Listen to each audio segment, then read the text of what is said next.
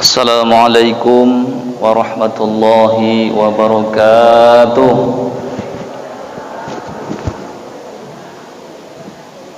Alhamdulillahilladzi anzalal Qur'an hudan linnasi wa bayyinatin minal huda wal furqan.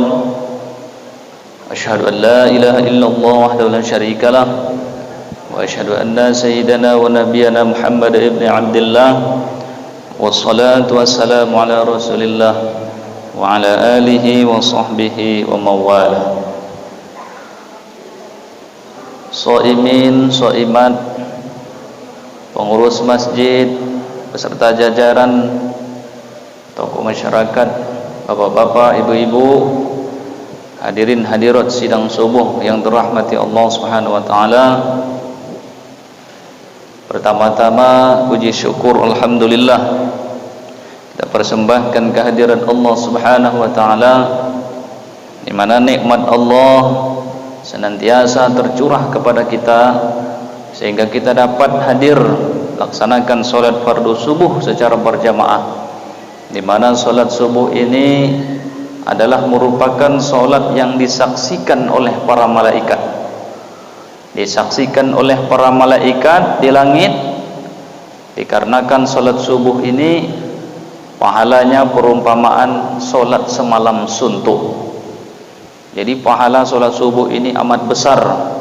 Diibaratkan kata Rasulullah, salat semalam suntuk. Bersyukur kita, Allah berikan kesehatan dan kesempatan kepada kita untuk berjamaah. Maka mudah-mudahan dengan memperbanyak syukur, Allah senantiasa menambahkan nikmat kepada kita. Kemudian salawat beriring salam kita hadiahkan buat junjungan alam kepada baginda Rasulullah sallallahu alaihi wasallam dengan mengucapkan Allahumma shalli wa sallim ala sayyidina Muhammad wa ala ali sayyidina Muhammad. Shaimin, shaimat sidang subuh yang dirahmati Allah Subhanahu wa taala. Tanpa terasa ini sudah hari yang ke-28. 29, 30, 2 hari lagi Ramadan akan meninggalkan kita. Ramadan yang telah lalu, Ramadan yang kita lewatkan sekarang ini menjadi masa lalu nanti. Dan Ramadan ini tidak akan ketemu lagi dengan kita sampai hari kiamat, kecuali Ramadan yang akan datang. Insya Allah itu pun kalau panjang umur. Mudah-mudahan kita diberikan sehat dan panjang umur. Amin ya rabbal alamin. Shaimin, shaimat sidang subuh yang dirahmati Allah Subhanahu wa taala. Saya melihat hadis kursi yang kata Rasulullah sallallahu alaihi wasallam, anna 'inda dhanni 'abdi wa ana ma'ahu idza dzakaruni. Kata Rasulullah sallallahu alaihi wasallam bahwa Allah Subhanahu wa taala berfirman dalam hadis kursi, sesungguhnya aku, kata Allah, sesungguhnya aku mengikuti prasangkaan hambaku. Ini yang perlu kita pahami. Sesungguhnya aku mengikuti prasangkaan hambaku. Anna 'inda dhanni 'abdi wa ana ma'ahu idza dzakaruni. Aku mengikuti prasangkaan hambaku. Apabila ia ingat kepadaku, maka aku akan ingat kepadanya. Ini hadis berkaitan dengan ingat Allah, zikir atau mengingat Allah. Jadi hadis ini kalau kita kaji lebih dalam lagi, hadis kursi ini, ternyata Allah Subhanahu wa taala akan ikut sebagaimana prasangkaan kita. Maka dalam setiap kejadian hendaknya kita berprasangka baik. Berprasangka baik hendaknya berprasangka yang senantiasa menenangkan jiwa dan hati kita. Jangan sampai kita berprasangka buruk, berprasangka sangat mengerikan, maka akan terjadilah Allah akan terapkanlah prasangka itu kepada hambanya. Apabila kita ingat Allah, kata Allah, maka Allah akan ingat kepada kita. Tentu sebaliknya, jika kita lupa akan Allah, tak ingat Allah, maka Allah sebaliknya akan melupakan kita.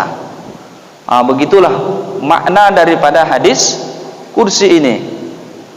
Ternyata Bapak Ibu, di setiap kehidupan kita sehari-hari ini menjadi apa namanya? Sesuatu akan terjadi ketika kita berprasangka sesuai dengan prasangkaan kita. Sesuatu itu akan terjadi dikarenakan prasangkaan kita sendiri. Mungkin prasangkaan kita itu terlalu berlebihan, ataupun prasangkaan kita itu senantiasa prasangka yang buruk, maka akan terjadi buruk kepada kita. Jadi Bapak Ibu sangat berhati-hati sekali kalau prasangkaan ini betul-betul kita arahkan. Bahkan kita prasangkaan dengan orang lain saja, suuzon namanya. Untuk suuzon ini kan prasangka buruk. Ini tak boleh. Dan kita berprasangka kepada Allah juga tak boleh prasangka buruk. Tak boleh berprasangka buruk kepada orang lain, suuzon namanya. Tak boleh berprasangka buruk kepada Allah. Kenapa ya Allah, aku hidup kok selama ini susah aja. Mungkin engkau enggak adil. Ini prasangka buruk kepada Allah. Kok saya ini begini ya Allah. Itu prasangka buruk. Maka oleh karena itu sikap kita, prasangkaannya hendaknya ditimbulkan prasangkaan yang positif. Jangan yang negatif. Ini akan mengakibatkan kepada kita sendiri. Dengan gara-gara prasangkaan kita sendiri. Tidak jauh-jauh lah, karena kan sekarang masih musim corona nih. Kalau kita berprasangka bahwa corona ini sangat yang menakutkan sekali, bahwa penyakit ini sangat mengerikan sekali, maka akan terjadilah kepada kita mengerikan. Tetapi ketika kita rileks, berprasangka baik, berprasangka bahwa corona ini tidaklah menjadi amat sangat berbahaya, maka timbullah refleksi dalam kehidupan kita, mental kita, imun yang tinggi, dikarenakan kita tidak merasa ketakutan.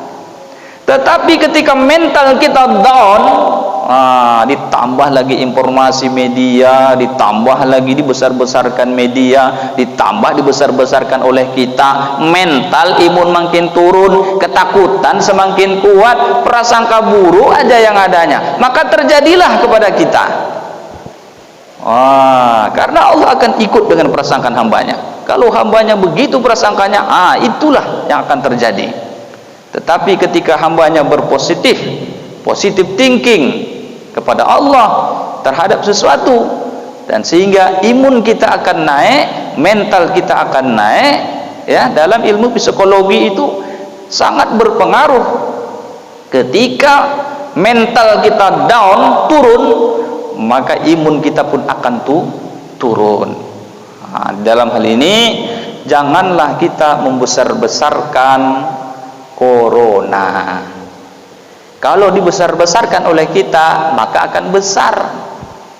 Tapi ketika kita mengambil inisiatif mengecilkan sesuatu, mengakibatkan imun kita naik, ya, mental kita naik, daya tahan tubuh kita naik, keberanian pun kita tetap kuat.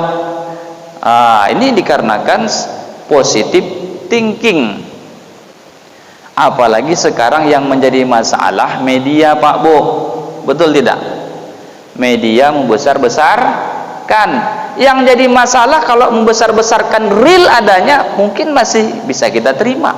Tapi yang jadi masalah, media ini membodohi atau membohongi. Ini yang paling berbahaya. Atau sesuatu kasus itu kasus yang diada-adakan. Ini yang berbahaya. Contoh, ini orang nggak kena COVID, Pak, ini ada kasus nih, banyak saya temukan nih di media. Ini kan orang tuanya mati nih, sakit jantung. Kalau mau duit, ini kami kasih duit tapi tanda tangan ini.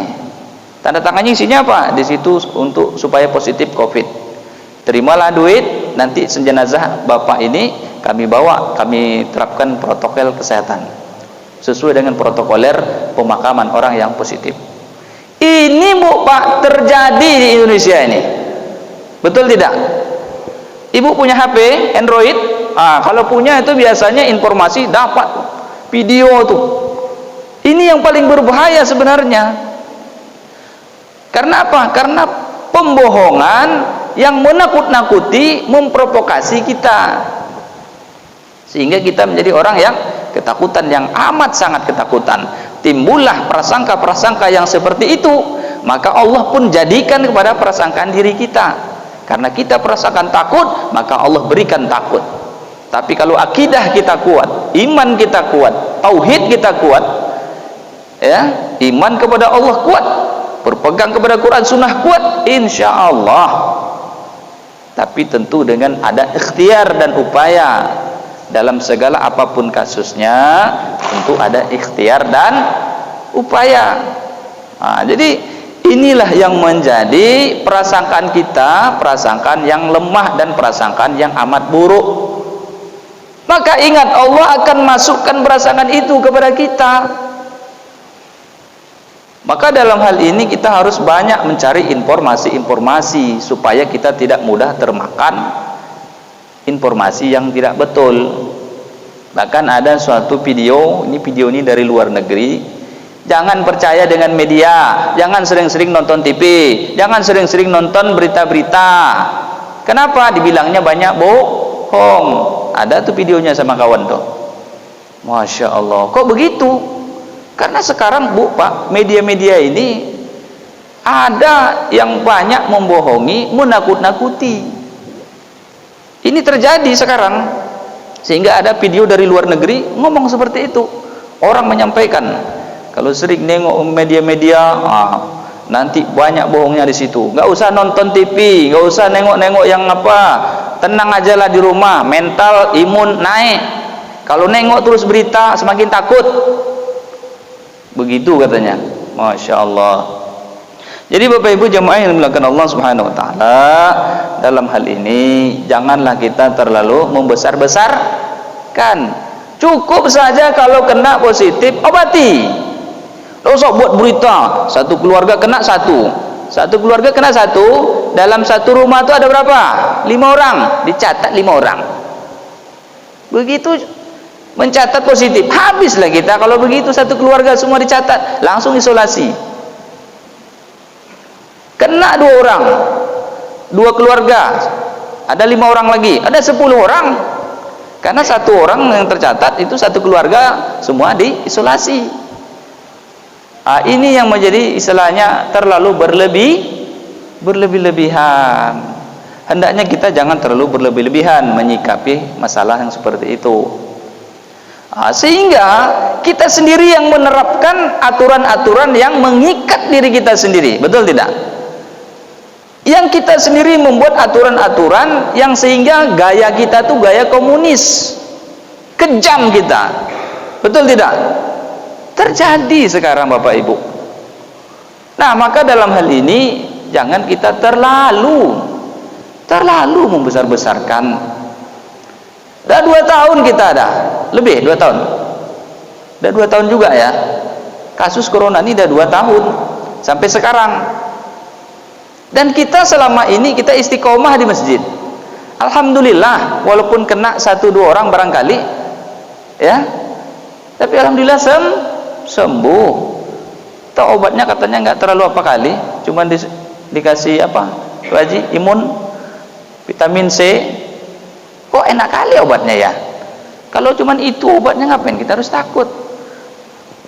Coba kalau kita dikasih obat yang mantap gitu kan, biar jadi ilmu. Tahu kita semua, oh kalau kita kena ini obatnya. Jadi masyarakat kalau diinformasikan itu, udah tuh siapin aja bekal tuh obat-obatan setiap rumah. Pokok asal kena terasa dingin, panas, udah minum aja. Sehingga masyarakat tidak ada ketakutan ketakutan yang berlebihan. Kenapa? Mudah kok obatnya. Kalau prediksi saya, ini tidak akan ada akhir-akhirnya. Selama kita tidak membuka informasi apa obatnya, ini tidak akan pernah berakhir.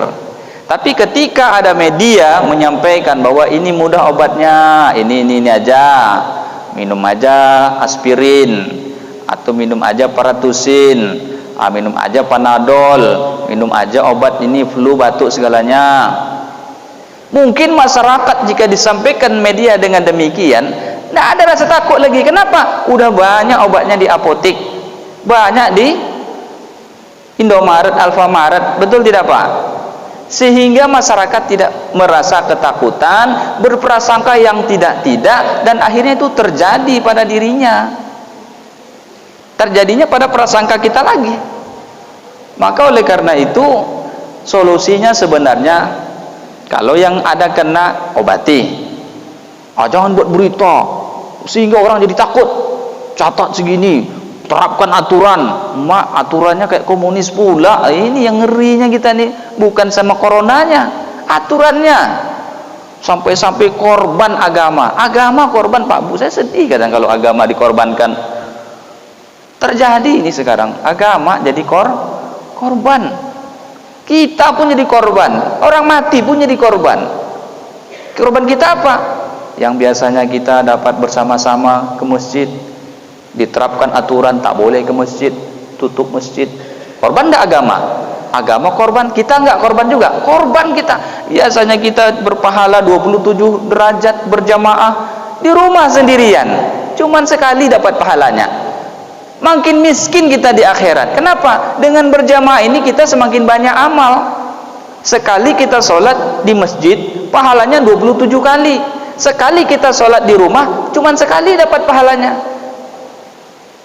27 kali kita di rumah, baru udah seimbang dengan sekali kita datang berjamaah. Korban kita Pak Bu. Kenapa? Aturan yang dibesar-besarkan.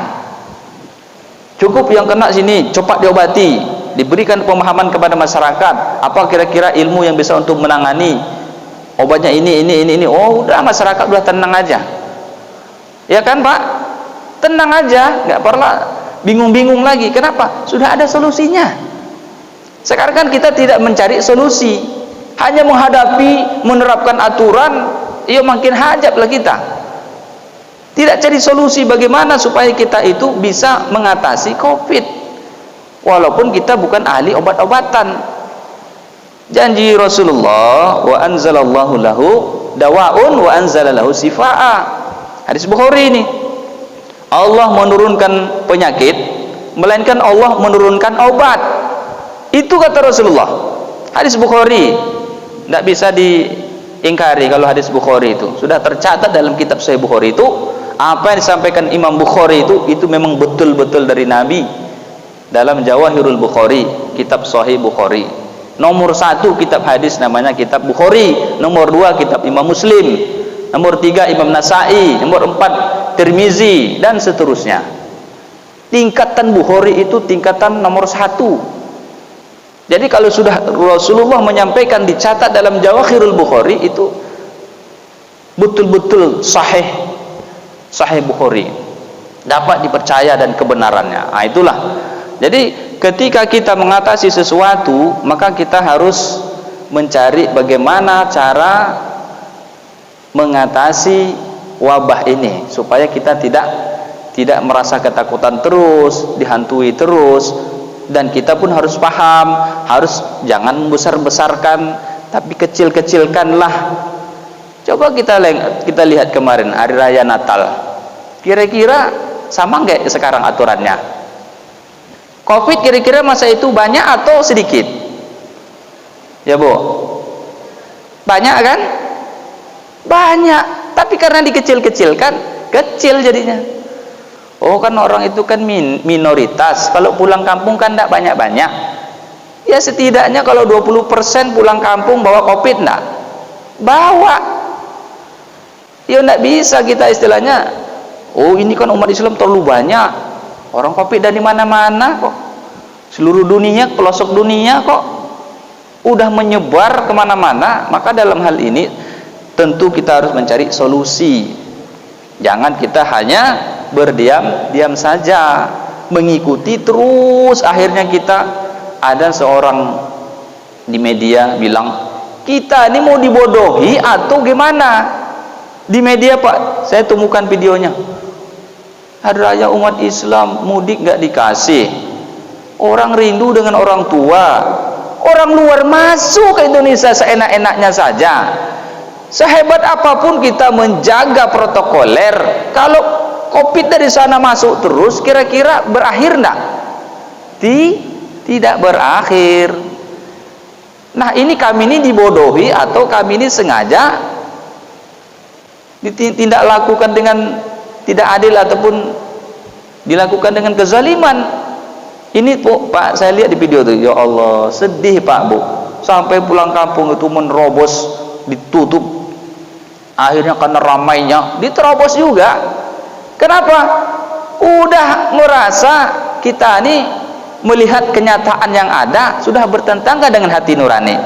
Mungkin kalau adil tutup orang luar, kita pun di rumah mungkin masih perasaan kita tenang lah, ada keadilan. Tapi kalau kita ditutup tak boleh mudik, orang luar masuk seenaknya, dan masuk bukan sikit-sikit, ratusan orang. Masya Allah, ini terjadi. Artinya apa?